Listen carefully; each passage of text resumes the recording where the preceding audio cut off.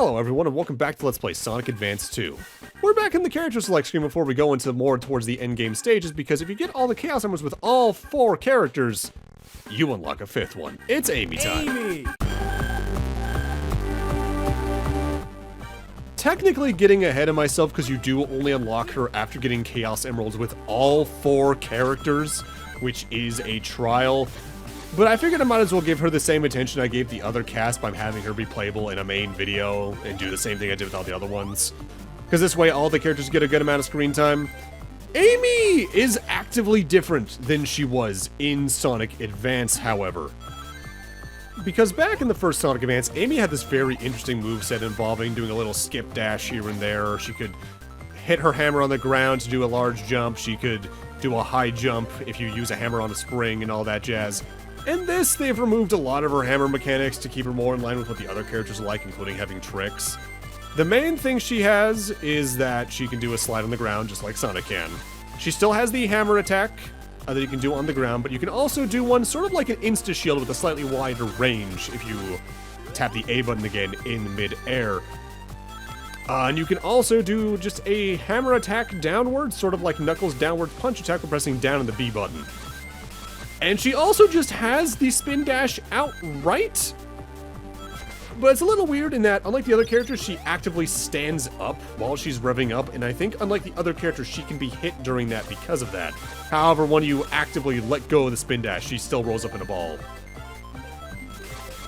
I think like her being involved here as an unlockable is neat, but you don't actually get anything for beating the game as her, so it's just kind of a final like, hey, here's a neat thing, even though I think it would have been more interesting if they just kept a lot of her moves from Advance 1. Even if that admittedly probably wouldn't be the best match for the game's level design, which I guess is the main reason they changed a lot of the things for characters like her.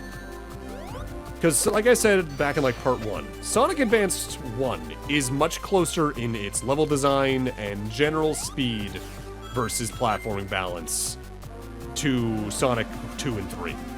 This game, in some regards, could be seen as an early predecessor in its speed focus, with boosters especially, to what the... I guess now we just call it the boost era instead of the modern era, would become, especially even on the 2D side during all that, like the Rush games and all that. Which is kind of weird, but it's also just interesting to see like the DNA evolve as you go through, and you see very distinct trends show up in more games than, some games more than others.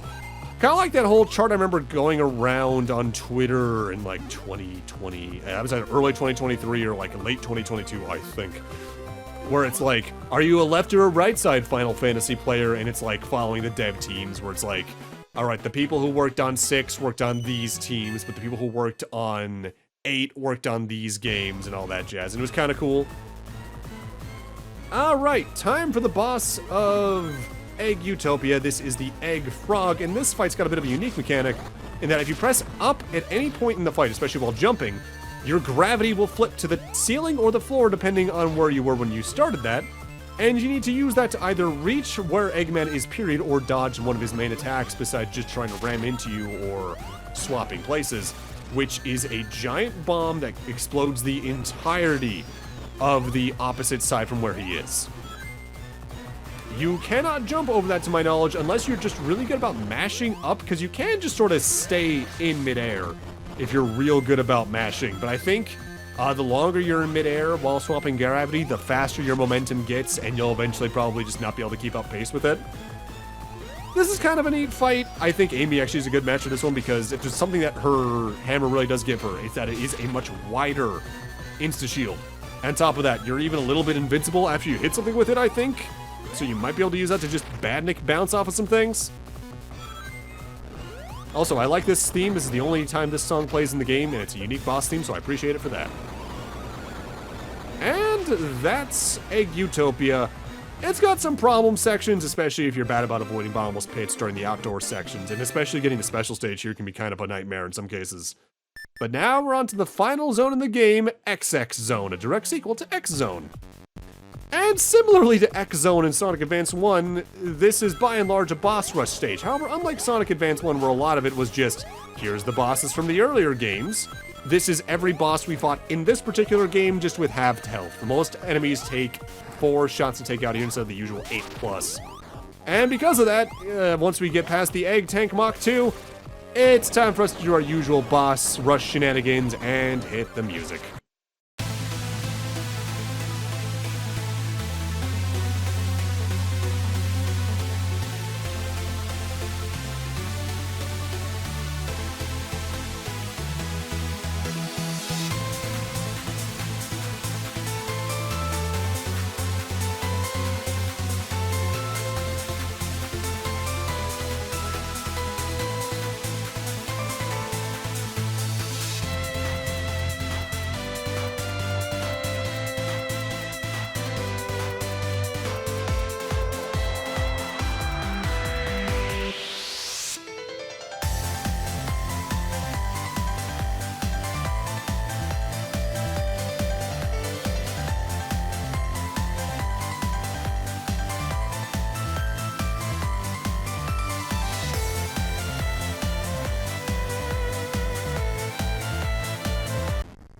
And there we go. And after you get every single one of those bosses done, we're not done yet because it's time for the normal final boss of the game. This is the, I think, Super Egg Robo X? Something like that. This fight's a little troublesome. That's got 3 platforms that raise up towards spikes that are just off screen at the moment, while the head fires off lasers every here and there. If you're standing on the platforms when they start rising, you do get stunned for a moment, which might leave you open for the 2 hands that are also constantly charging forward. The hands, though, can be taken out to make the fight a bit easier, and I always focus on them first, even though you can just go straight for the head in this fight. The music here is neat. This boss is okay. It is admittedly probably my favorite boss in the game in some regards, just because it's the only one that's not fought running, so I actually feel like I have a handle on the situation at all times, comparatively. It is funny to fight this fight as Cream, though, because you could just stand on, like, the left part of the screen, just maybe to the left of the first platform on the far left, or to the right of it. Mash B and send cheese out after the hands and the head, and you will probably never get touched in the fight if you do so. Now, I also love the song here. We also get a theme for the boss in its pinch mode once you get about halfway through its health, and that's also a good song. The laser is pretty large, and especially if you get stunned by standing on the first platform to try and jump into it pretty easily, you are probably going to get hit by it or the spikes. What I recommend doing, jumping on the platform while it's on the way up, getting a hit in. And then if you're fast enough, jumping on the platform again on its way down to get a second hit in, because that way you can get it done and have as many cycles. I'd say this is on the easier end of the Sonic game final bosses, at least of the standard type of final bosses. We do have something else we're going to be dealing with in a little bit, but we'll talk more about that then. For now, let's just get the final blows in on this boss. This stage can be kind of long compared to a lot of the other stages in the game just because of the actual boss rush in it. But I want to say you do get checkpoints every couple, so it's not the most dangerous. I think I've seldom died here because the first 7 bosses have infinite rings that spawn in them.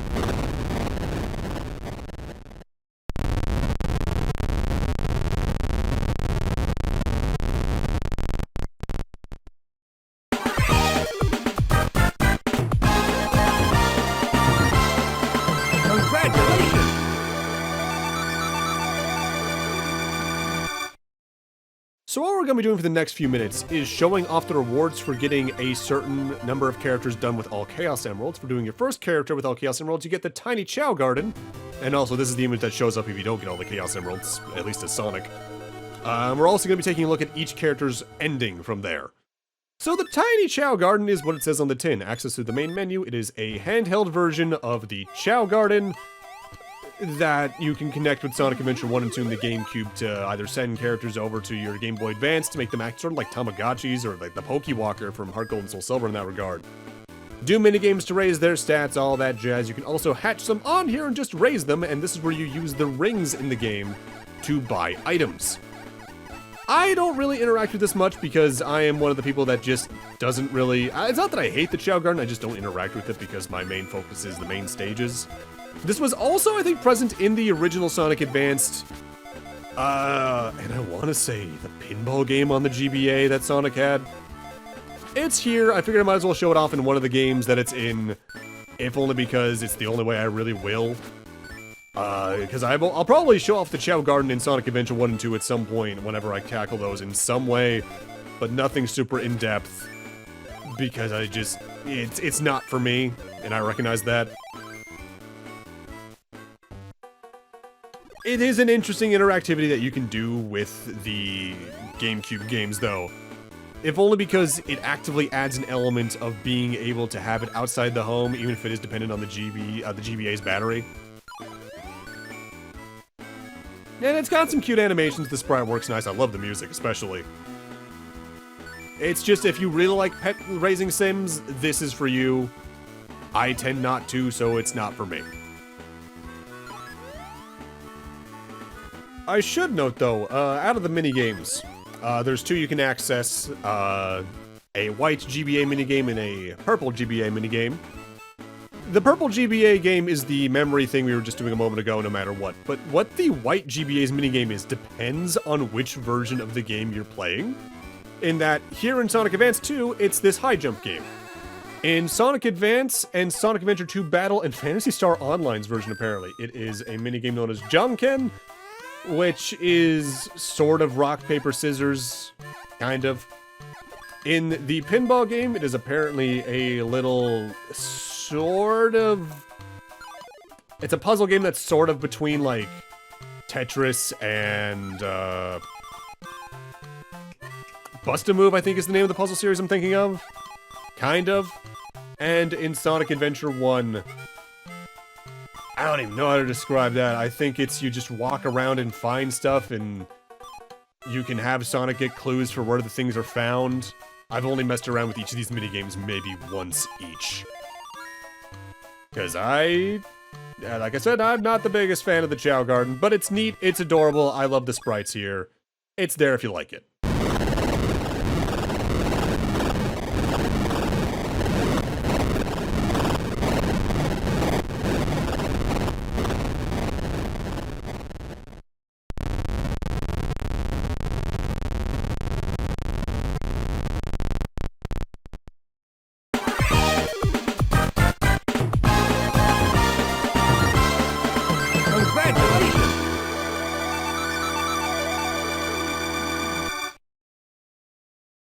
And for getting all 7 Chaos Emeralds with 2 characters, you get the sound test.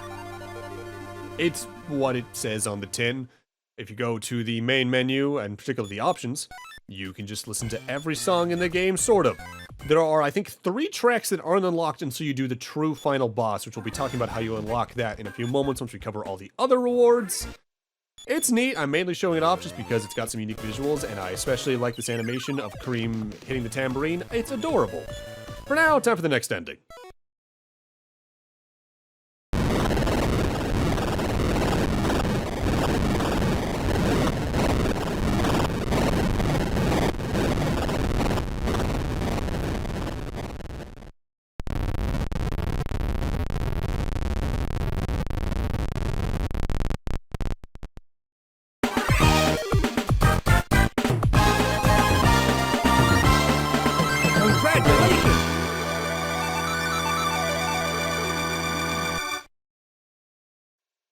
For getting all Chaos Emeralds with 3 characters, you get the ability to fight bosses in the time attack mode, which is a mode I never touch because it's pretty vanilla for a time attack mode. You don't get anything for doing it.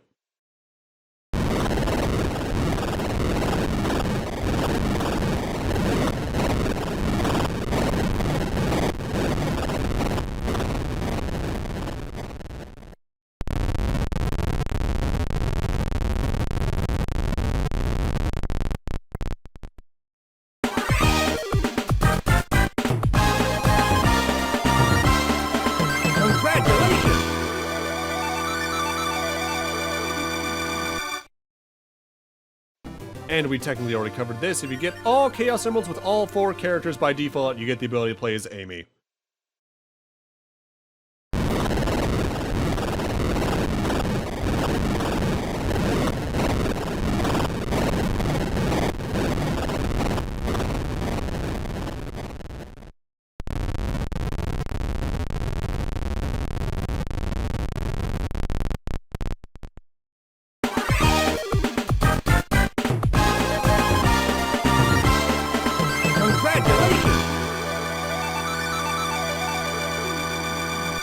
You don't get anything for beating the game as Amy or getting all the Chaos Emeralds as her, though.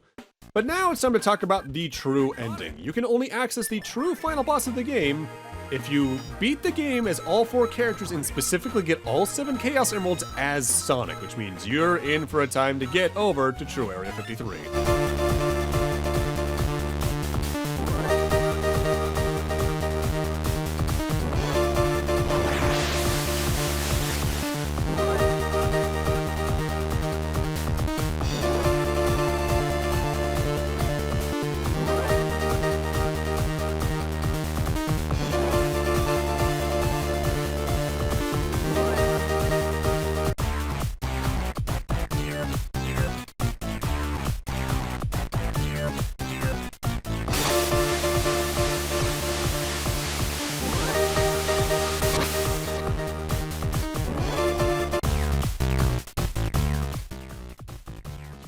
True final boss of the game, as usual, is a supersonic match against Eggman here in True Area 53.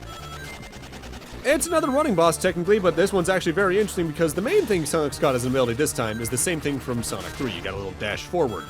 But you can't actively damage this Eggman mech on your own. What you need to do is dash into the missiles he fires at you so that they hit the cockpit. I think it takes like 12 hits to take out.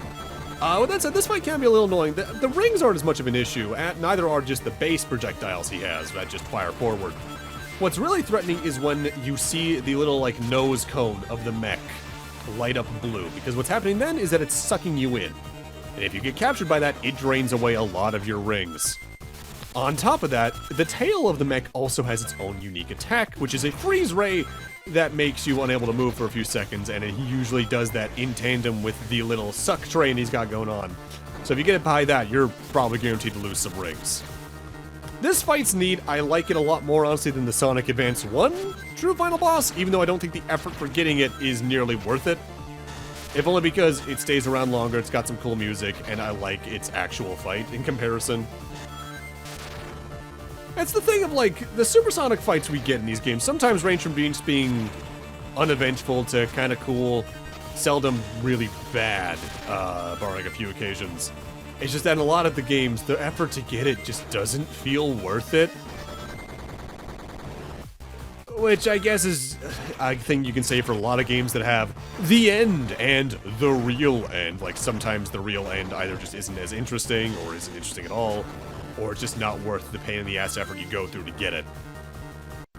Which is just an unfortunate thing when it comes to making a satisfying ending, period. It's kind of hard stuff to do sometimes depending on the game or medium, period.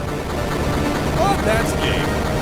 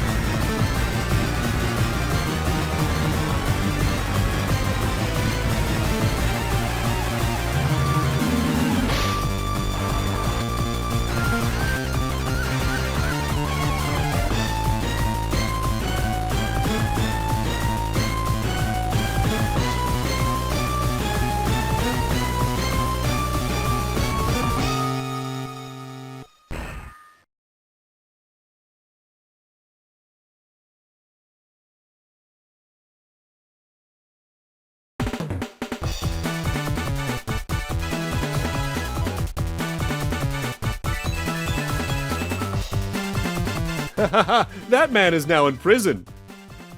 But that's Sonic Advance 2. I'm very torn on this game because it's the nostalgic favorite of the 3 for me growing up. This is the one I had the longest. I like a lot of the main stages, and I love the new movesets, especially with Sonic. If you can really know what you're doing and get into the levels, the amount of trickery you can pull to keep your momentum going as Sonic especially is insane. Again, look at speedruns as Sonic, they're nuts. But between having to play the game as all 4 characters to get the real ending, between the Chaos Emeralds being very limited to get to because of the required route they'd need, on top of just the stages themselves often not being very conducive to backtracking to make the special rings feel like they're worth getting, I just feel like it ends up being in the middle of the trilogy. It's not my favorite, but it's not my least favorite. Honestly, again, I'm of the mindset nowadays that each of the Sonic Advance games have their real cool strengths, but they're each weighed down by something that's kind of annoying in some regards. When we next tackle Sonic Advance, it will be Sonic Advance 3, of course, and then we'll move into the Rush games, but I'm not sure what the next Sonic game I'm going to cover is, period, just because I go all over the place with these games. Also, if you're wondering who that lady is, that's Vanilla, that's Cream's mother. She was only brought up in the cutscene when we unlocked Cream, and not even her own bio. Also, I should mention, Amy has her own bio in the manual. She is a cheerful and peppy hedgehog who has decided she's Sonic's girlfriend. She may be cute, but her Pico hammer makes her a formidable foe. That manual is the only reason I know what her hammer is called, because I read that as a very little kid. But yeah, Sonic Advance 2 has a lot of cool stuff going on in it, and I would recommend at least playing through the game as Sonic and just having fun in the stages. I wouldn't recommend going for the true ending unless you really want to be satisfied by seeing what you did. But with that, I'm going to need to end this off here. Thank you guys for watching, have a great night, take care, and I'll see you guys next Let's Play, whatever that may be. See you guys then.